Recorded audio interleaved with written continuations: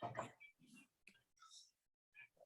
going on, guys? This is Talking Sports with Adam and Alec, episode 14. This week, we're going to discuss NFL like we always do.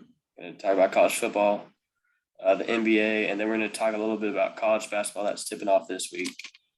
Start off, we'll talk about the NFL and our picks from last week.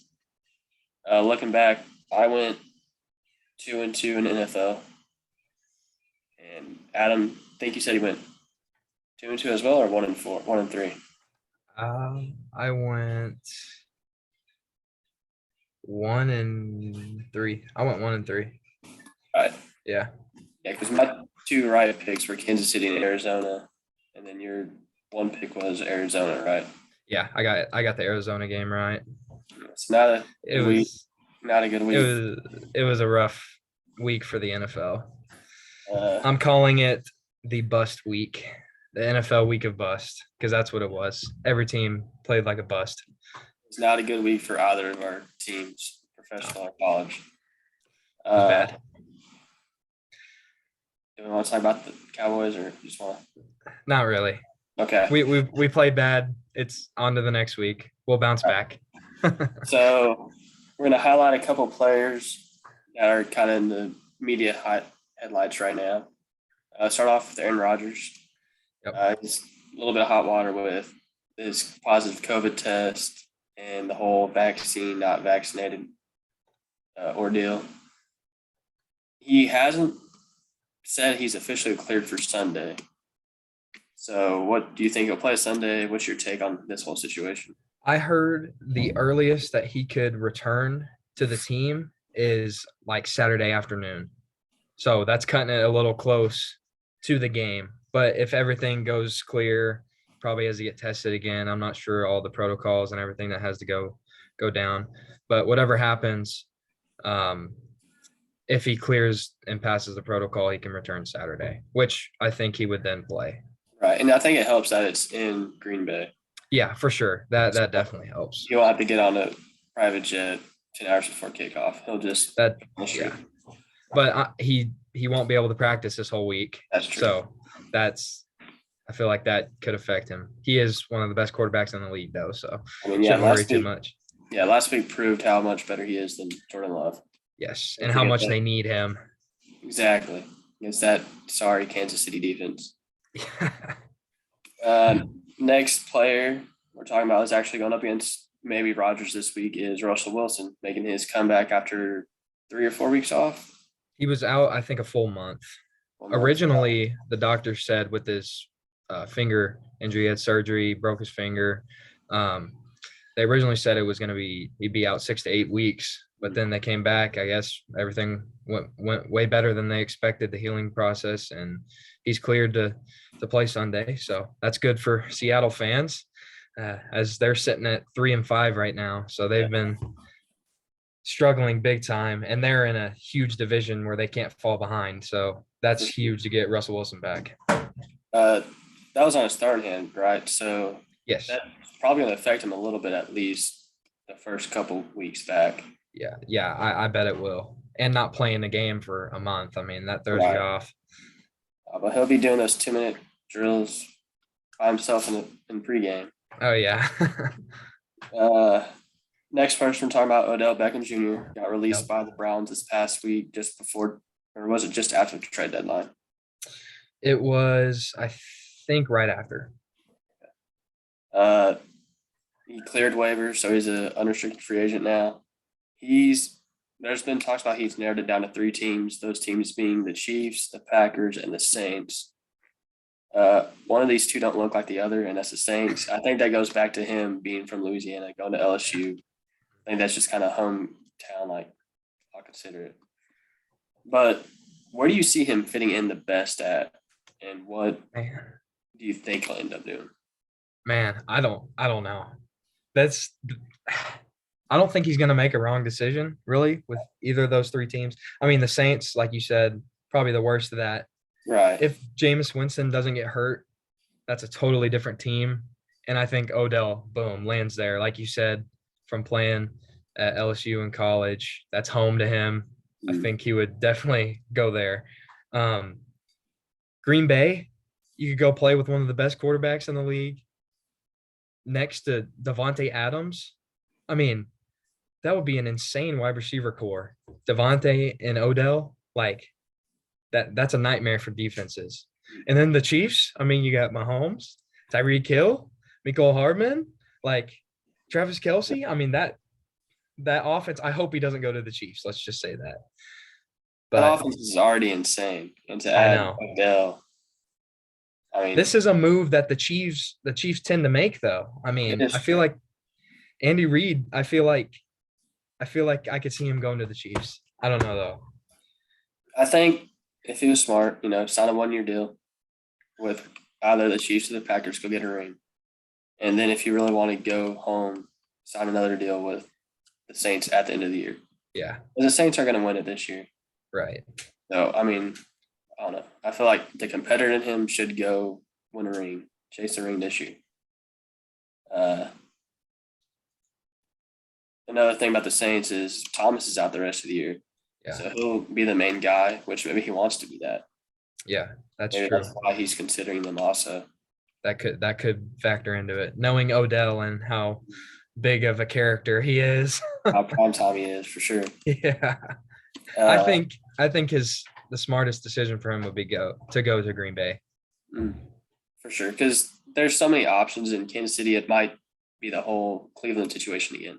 Yeah, But Green Bay, you have one main guy, Adam Lazard, a little bit, but he's not a potential guy. I mean, but playing with Devontae Adams, I feel like that would. I mean, You'll in my never see opinion, him. Devontae Adams is best in the league. So I mean, like play alongside him, that would be insane.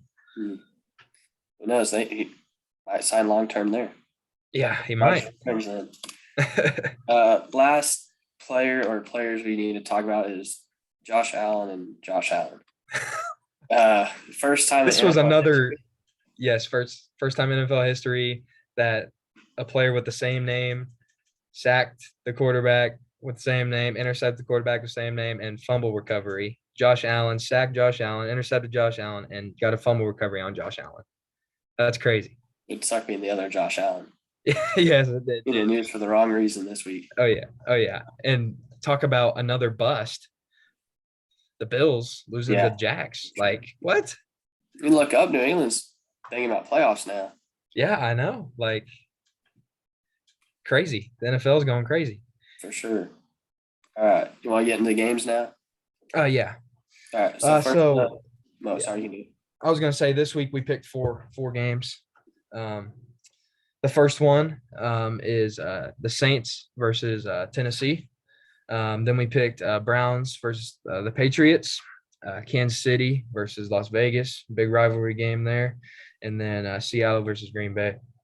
So first game here, the Saints versus the Titans.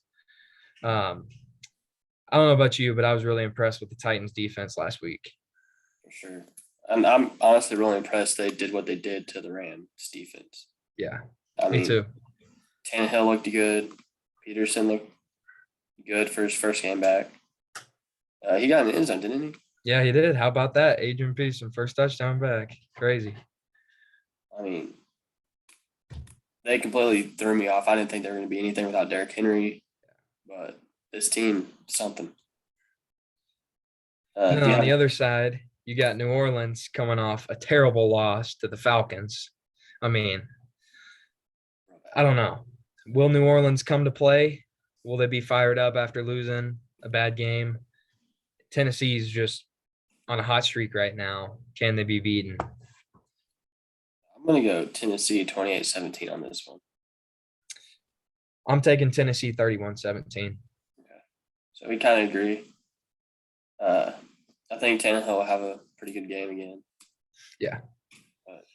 New Orleans has had a good defense, but they struggled last week with Atlanta. So I don't know. We'll see if they can bounce back. But I definitely think Titans are the better team. For sure. Easily. That's why they're leading their division right now. Yes. Next game, we got Browns and the Patriots. Baker Mayfield come off a phenomenal game. Probably Cleveland's best game this year, this past weekend. New England coming off they're on a hot streak right now. I mean, their name's getting thrown around with playoff talk. Can they make it to the Super Bowl? Mac Jones playing pretty well right now for a rookie. What's your take on this game?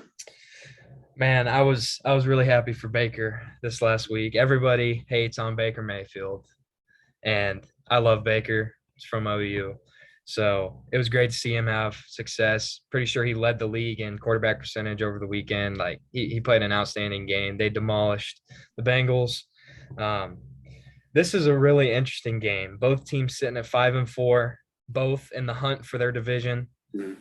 This is a key game for both teams to want to stay in the divisional race in their division to get into the playoffs. One of my notes here, I put no Odell, no problem for the Browns for last week. Just got rid of Odell and then they went off. So maybe Odell's the problem for the Browns. But I think this is more of a must win for Cleveland than it is for New England because Cleveland's division is so dominant right now with Pittsburgh, Baltimore, Cincinnati all playing at high levels. Meanwhile, New England's division, you got Buffalo. So you take care of business in your division, take care of Buffalo twice a year. You're looking okay to win your division, make the playoffs. I mean, you could have two wildcard teams coming out of the Central or the North Division, right, and one get left behind. So I think I got Cleveland 17-10 this week. I think there's a little bit better defense than Cincinnati's was, but I still think they come out on top by a touchdown. Man, I'm struggling with this pick. I'm going to take the Pats since the game's in Foxborough, right? I'm taking the Pats 21-17. I feel like our roles just reversed because I was always Pats a couple years ago. And you're always I hate to root against Baker. But I think the Pats, like you said, on that hot streak, and they're at home. I think that's going to play into it, and I think the Pats will win. And I feel like they're such a weird team this year. Yeah. Patriots, because you release Cam Newton before the year starts. You start Mac Jones week 1. You trade Sonny Michel. You trade Stephon Gilmore. And you're still sitting in wild card, possible division win. It's a weird team. It is. Maybe this is Belichick's year to one-up Tom Brady. Well, yeah, he did it last year. I'll do it this year. That would be crazy. I don't think that's going to happen, though. No, they don't have the team. It's just weird thinking about it. So you went Pats, I went Browns. Next up, Chiefs and Raiders. Chiefs coming off it was an okay win. It's an okay win, but that is a huge win for them as a team. The direction their season has been going here, the first 8 weeks of the season, that is a huge win to try and turn around their season. Now, yes, Rodgers didn't play. That game's totally different if Aaron Rodgers plays. But the Chiefs didn't look bad. They definitely looked better. Yeah, it's kind of what we were talking about last week. Like, they just need that one game to build up that confidence again, and that might have been it. Yeah. But meanwhile, the Raiders are turmoil big time. Oh, my goodness. Bad last week. Just not – 1 week happened, and they've going downhill now. So, I don't know. It's an interdivision game. Rivalry game. So this game basically counts for 2 when you're going up against the interdivision. I got Kansas City 21-17. I think they start off hot but kind of cool off as the game goes down, and Oakland or Las Vegas just keeps it close for a little bit. I think it's going to be close the whole game. I think Las Vegas is going to pick it up and play a lot better. They're going to be fired up. They're at home this week in a rivalry game, divisional game. But I'm taking the Chiefs 28-21. Okay. And last game of the week is Seattle at Green Bay.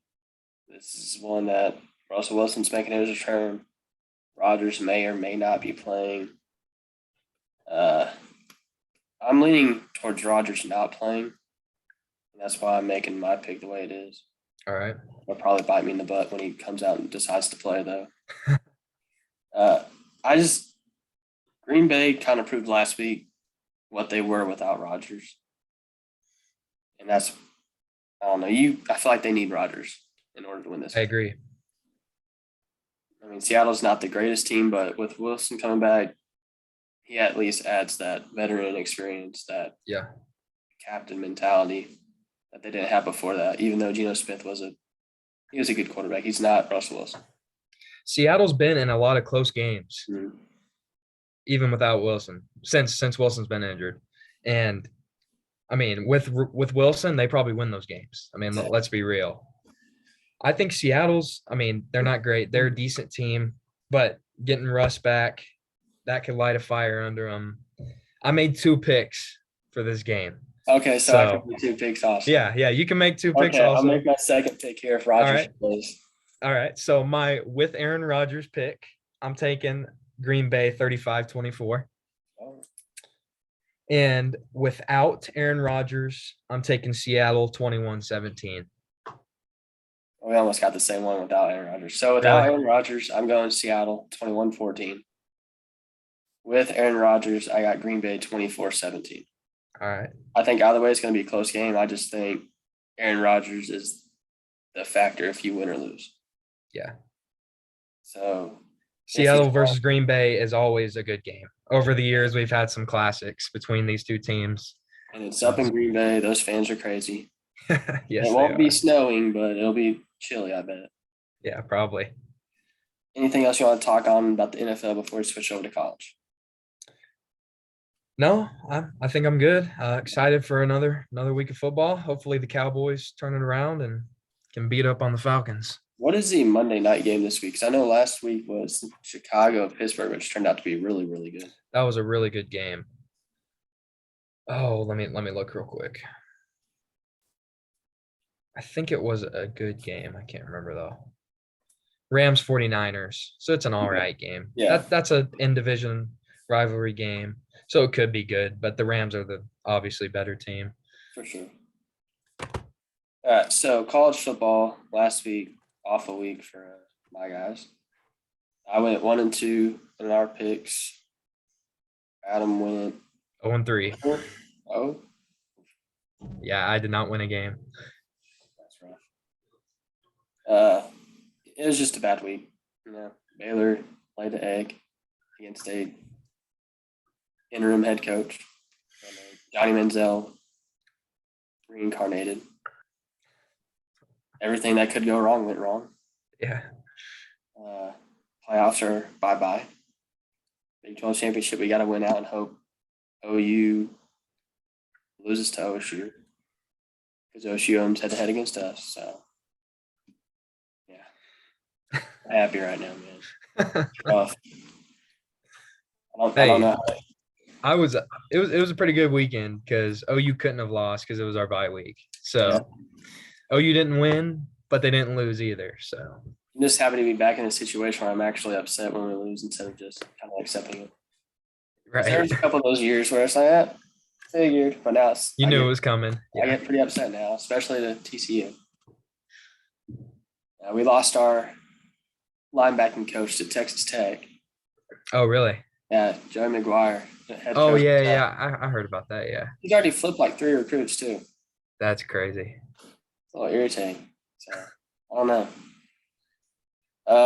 The 3 games on the slate this week, we picked Texas A&M at Ole Miss. A&M has been on the schedule all 3 weeks now. Yes, they have. Purdue at Ohio State. This is Purdue's second time on this slate. Ohio State's second or third, I think. Yeah, And then OU at Baylor, which they're going to be on the slate every week just because of our teams. All right, A&M at Ole Miss.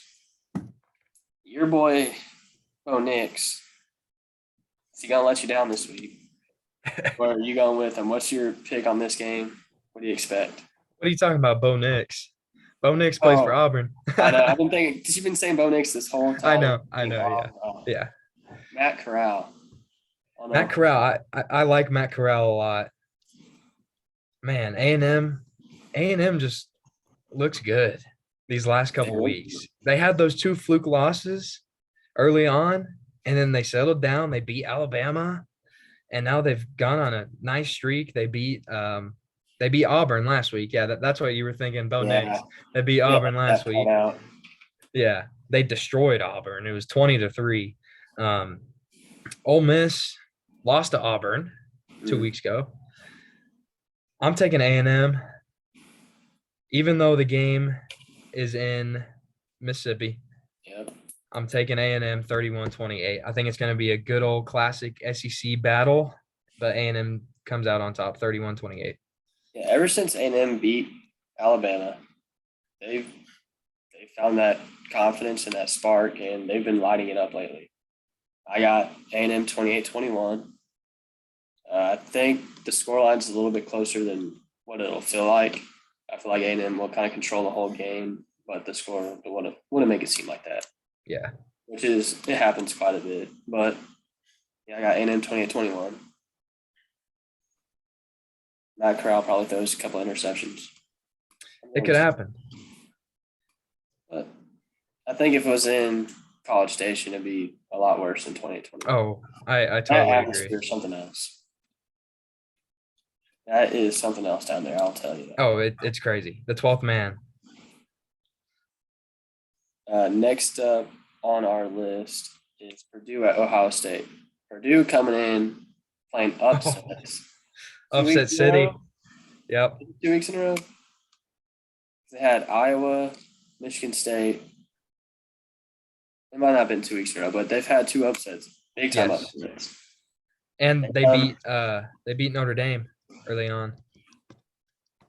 Is Notre Dame a 2-loss team? I thought they beat Notre Dame early on in the year. Or was I tripping on that? I know for sure Cincy beat them. Let me check. I didn't think they were 2-loss though. Oh yeah, they lost to Notre Dame. My bad about that. I was saying Notre Dame's a 2-loss team sitting at number 10.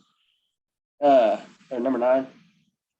So yeah, Purdue, the upset specialists, marching into Columbus. Ohio State didn't look spectacular against Nebraska. No. Which, I mean, you take that for what you want. No one's really looked great against Nebraska. I want to keep going with the upset alert with Purdue, but surely their luck's going to run out eventually. What do you think about this one? Hey, I'm a believer in the Boilermakers. Remember that game? I think it was 2019, 2018, the Tyler Trent game, the Purdue Ohio State. Oh yeah, Tyler Trent, the super fan. RIP to him. But they ended up winning that game, destroyed Ohio State. That game was in Purdue. So I think playing in Columbus in the Horseshoe is a big factor. But I'm a believer in Purdue. They have 2 top 5 wins this season. One of them last week, upset in Michigan State. I'm gonna do a super dog, underdog, whatever they call it, in College Game Day. Super dog picks, underdog. I'm taking Purdue. 38-31, Purdue Boilermakers over the Buckeyes. In Columbus. I'd like to see it happen. I don't think it happens. I think their luck runs out now. I think Ohio State 28-24. CJ Stroud, he's been playing really well. He hasn't exceeded the expectations, but he's been taking care of it. He's been efficient as a quarterback, I would say. Yeah. I think he'll keep him in there, end up with the dub. It'll be tight, but I don't know. I've got Ohio State here, 28-24. I think just because it's in Columbus, it adds that little extra factor. I think if we go down to Purdue, it'd be a little bit different, though. Yeah. Olave's a beast, too, for Ohio State. And something to mention, I guess they didn't have their other wide receiver out last week. So maybe that is why they didn't look great. We'll find out this week, though. Purdue, over the last couple of years, man, they just know the recipe of how to beat top 5 teams. So I'm a believer. And then our last game, big noon kickoff. OU goes down to Waco, plays the Bears. OU coming off of a bye. They're sitting at 9-0 right now. 9-0. They have the 3 toughest games on their schedule back hauled. So this is the first of a gauntlet for them. Probably the second best team they'll play in this 3-game stretch. I'm fine saying OSU is better than Baylor because they've looked like it all year. OU is a 5.5-point favorite. I definitely thought it was going to be a little bit higher after last week. We'll do it this way. What's 2 keys for you for OU to come away with a win in Waco? For OU, come out not on a bye week high. Just had a bye week. You played 9 games in a row, had a week off. You can't come out sluggish. You got to come ready to play. Baylor's going to be fired up. They just lost the rivalry game they shouldn't have lost. Y'all are going to be fired up. So OU's gonna have to come ready to play. Second thing, we're going to have to control the line of scrimmage, both sides of the ball, offense and defense. Y'all have a good defense. OU's got to pound the rock and run the ball effectively, which will open up the passing game. Hopefully Caleb Williams will have a great day. But those are my 2 big keys. Not come out slow and sluggish off the bye week, and then dominate the line of scrimmage. Okay. My 2 keys. One, we need to get pressure on Caleb Williams. I think he's a better improviser, but if we can get to him early a couple times, maybe rattle him, so to speak, that freshman experience, because this is his first true road game against a actually good team. Because Kansas. So Yeah. Get to him early, get him rattled a little bit. I think that helps. And then offensively, you just got to take care of the ball. Gary Bohannon started off the year with 7 or 8 touchdowns without throwing an interception, but it's through the first 6 games. The last couple of games, he's thrown 5 or 6, I think, and one in a key drive last week against TCU. So I think we take care of the ball and get to Caleb Williams a little bit early. We'll be okay. Because like you said, they're going to come off really mad about last week. Yeah. Which they should be. I don't know. It's just hard for me to pick Baylor to win this after last week. But it's also, It makes perfect sense because of last week to pick Baylor. Since they're both our teams, we'll spend a little bit more on it. Who's the key player in this game? Like, this dude has to go off for OU to win, offensively or defensively, or special teams. Man, I mean, it's got to be Kennedy Brooks. Like my key to the game was control the line of scrimmage. To do that, the offensive line's got to play great, and Kennedy Brooks is going to have to tote the rock and make some big plays. So my player to watch would be Kennedy Brooks on the offense. Yeah, I'm going to kind of split it on defense between Terrell Bernard and Jalen Petrie. Bernard's been that dude that will get in the backfield every single play. So if he can break through y'all's line of scrimmage, which isn't the greatest that it has been, because y'all have had phenomenal offensive lines throughout the years. This year's been down. Everyone knows it. So if he can break through consistently, cause having the backfield will be okay. Jalen Petrie, kind of that slot cornerback. We've been getting burnt deep quite a bit the past couple of weeks, which makes perfect sense for y'all's offense. We've seen that in Texas game. We've got to play better over the top. I know our defensive focus is to stop the run, which is nice, but it also gives up the big plays. So I think those 2 guys need to get in the backfield, and Petrie needs to be able to stay with his man downfield if he's covered a man, obviously. Another big thing for me is OU's defense. Obviously, we all know it. We're not that good. Our defense is always the struggle of our team. It seems like got to be able to stop the run and limit big plays in the secondary. They're going to give up big plays. It happens every single game, but just to limit them and make tackles. That's my defensive keys, I guess you could say. Right. So both of us gave some pretty good insight about keys to the game, players to watch. What's your score prediction on this? It's championship November. OU always wins in November. I don't think OU's lost in November in like 5 years or something like that. I'm taking OU 42-38 in a classic Big 12 shootout. Classic. Wow. Geez. 42-38. If this was 5 years ago, I agree with that. That score, mine being so high. I think Baylor's got a little bit better defensively. I'm going to go Baylor 28-24. It's not as high as 45-38, whatever you said. But I think I think his name now. Heartbreak Kid, one of our defensive backs, comes away with a pick 6 early. He's he's one of those guys that flies on the radar, but he always has a key play in a game. So I think he'll get a pick this week, turn around, and that's kind of what's going to push the factor over to Baylor side. So I got Baylor 28-24. We're never going to agree on this game. No, never. It's championship November. Let's go, Boomer Sooner. We all remember what happened last time the game was in Waco. Score was 28-3, Baylor. That was also a different team. Brought us back. That was also a different team. A team that wasn't supposed to be 9-0 when they played, or 8-0, whatever it was. That's facts. Last year was a weird game up in Norman.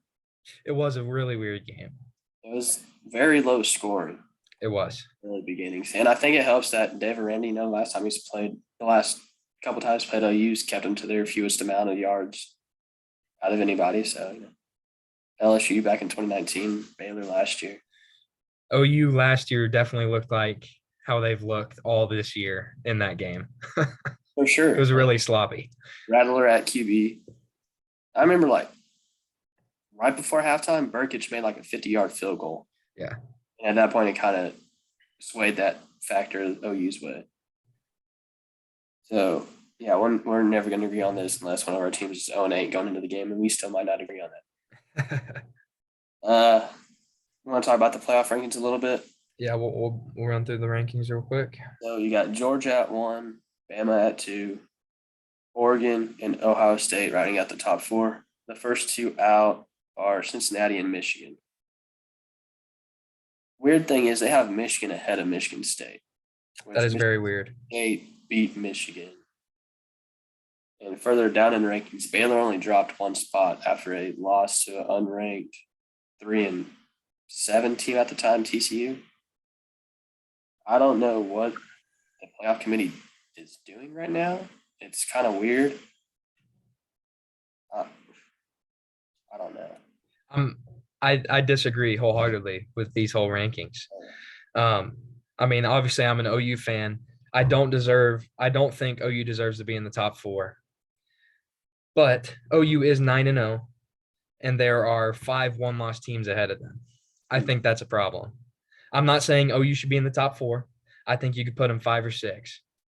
But being 9-0 and you have 5 one-loss teams ahead of you, that's a little bit disrespectful in my opinion. And a couple of those one-loss teams don't even look great. Right. Oregon hasn't looked great all year, besides that win up in Columbus. Yep. Ohio State's looked less than stellar this whole year. Cincinnati's undefeated. Bama hasn't looked like Bama, which is weird. They're still winning, but it's not that game. They almost lost again this last weekend to LSU. Bama of old. It's a different Bama this year. Yeah. And then Michigan and Michigan State.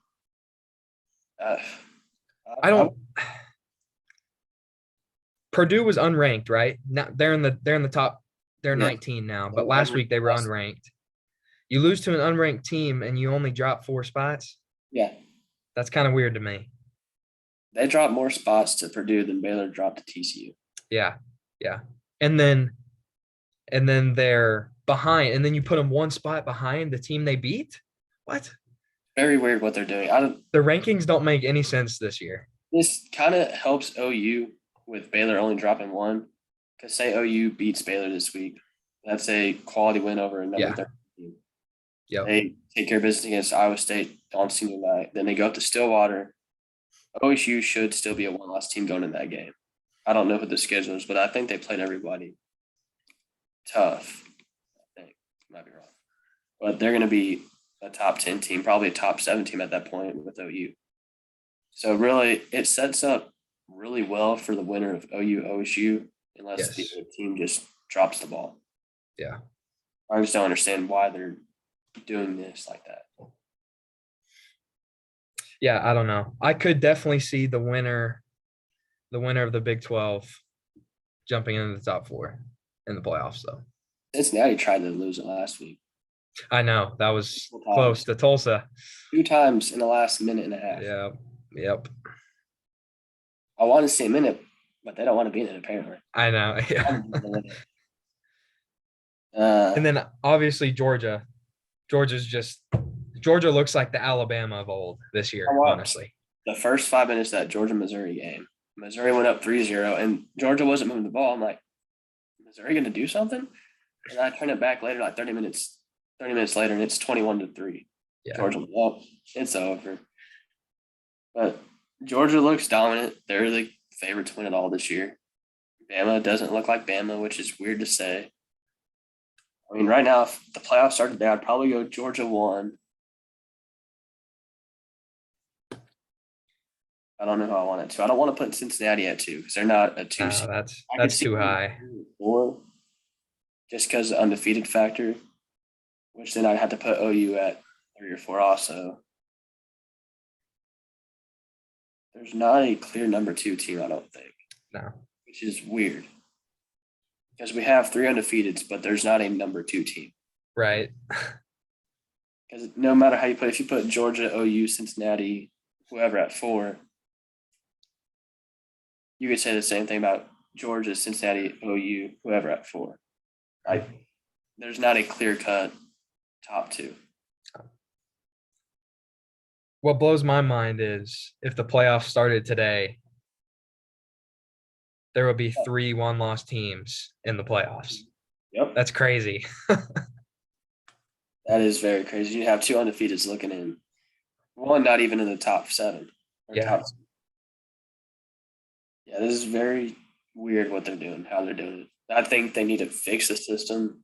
Yeah. I know no one liked the BCS, but someone a couple weeks ago said the BCS was still determining to be Georgia and Cincinnati 1 and 2. I think OU was 4 at the time. I couldn't remember who the third one. I think it might have been Michigan State when they were still undefeated. Yeah. Which that's the 4 best teams at that time. Now it's a little bit different. I don't know. I think 12-team playoff. You get the 5 power conference champions, a group of 5 champion, the best group of 5 team, and then wild cards. With the first 4 teams getting a week off, and then the 5 through 12s playing. And then, yeah, like, it makes perfect sense. It does. It does. I don't see why we can't make this happen. Like, it needs to happen. Because I could honestly see, I mean, Cincinnati or OU being either undefeated or having 1 loss and being left out, Yeah. I mean, who says no to more college football? Right. Yeah, exactly. It's just going to, we talked about it last week. It's just going to make college football more chaotic. I mean, what do people want? Chaos in college football. Exactly. You got the bowl season going from December 12th all the way to January 7th. You can literally have the first week, the wild card week, December 12th week. Exactly. And then give them a week or 2 off, play the semis. I guess it'd be 1 week off. Oh, no, it'd be a couple weeks off, play the semis. Then that following Monday or 2 Mondays after that, it's Championship Monday. Yeah. Perfect sense. You got a full month. It makes sense. Yeah.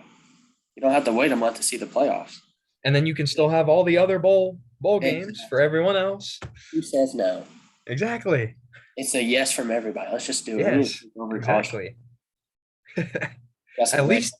At least expand to 8. 12 would be perfect. Anything more than 4. 12 would be phenomenal. Yes, it would. 4 is not enough. We've been saying this since the second year. Yes. Baylor and TCU are both left out. Yep. That was awful year. Baylor by 100. I think we're good on college football. Talked a lot about it, which is really good. NBA now. Yeah, we can talk some NBA. Not much to talk about. Yeah, Baby Thunder still sucking. Expected. Hey, but we have 2 wins against LA. They're both against the Lakers. Hey. Steph Curry doing Steph Curry things. Put up a 50-burger the other night. That team phenomenal even without Clay. It's insane to think. They're back for sure. Yeah, and it's weird because they're not even fully healthy. You don't have Clay at all. I don't know. I think he's out the whole year. I don't know how that is. I think he is out for a significant amount of time, if not the whole year. And then the other news, you got Jokic and Morris. If I was going to see 2 guys in a fight, I would not think Jokic would be in there. He's such a quiet guy, I feel like. He tries to stay away from everything. But the dude, like 3 seconds after the whistle blew, just went up and body checked Morris. He laid him out. And then Butler's telling him to meet him in the back. Yeah, yeah. When you get NBA guys going at it, that's the funnest part. Oh yeah. It's so entertaining. Definitely Jokic got suspended, right? And then fined $50K or whatever it was. Pockets changed for him. Yeah, exactly. Yeah. It's always so much fun watching NBA players get heated at each other. It is funny. Also the best thing, especially during the playoffs. Oh yes, because everybody's heated in the playoffs. Yeah. Definitely probably the first entertaining thing that happened this year, in my opinion. Oh yeah, for sure. It's so hard to watch that opening couple months. It is. It is. Especially when your team's bad like ours is. When the Thunder were great, man, we watched every game, you know what I mean? For sure. But it's a long season. It's kind of like baseball, except baseball, that first month, you're intent like watching every game. Yeah. And summer hits, you're like, eh. And then about July or August, September, you're like, ooh. Then you pick it up. Yep. Exactly. NBA is like the first week, cool. And then you have those 3 or 4 months of, there's games, cool. And then March hits, or I guess All-Star break. Yeah. I get it. So, yeah, we'll definitely talk a lot more about it during the All-Star break. That's when the playoff races heat up. Anything else you want to talk about NBA with suppliers? SGA is still balling out. For sure. I'm really hyped about him and the Thunder's future with all our draft picks. That's all I got to say about the Thunder, really. Yeah, I think SGA and Giddey are going to be a phenomenal 1-2 pairing. Hopefully we can keep them both because that bodes really well for our future. Yeah. SGA is only like 23 years old, too. Yeah, he's still really young. Yeah, he's not even in his prime yet. It's phenomenal. Lastly on our slate is college basketball.